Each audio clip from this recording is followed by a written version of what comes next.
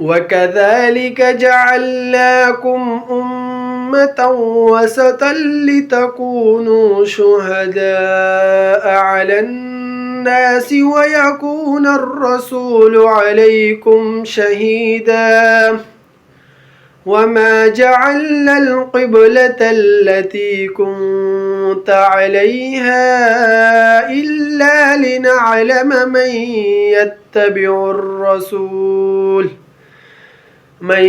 يتبع الرسول ممن ينقلب على عقبيه وإن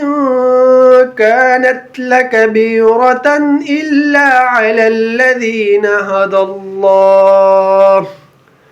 وما كان الله ليضيع إيمانكم إن الله بالناس لرؤوف رحيم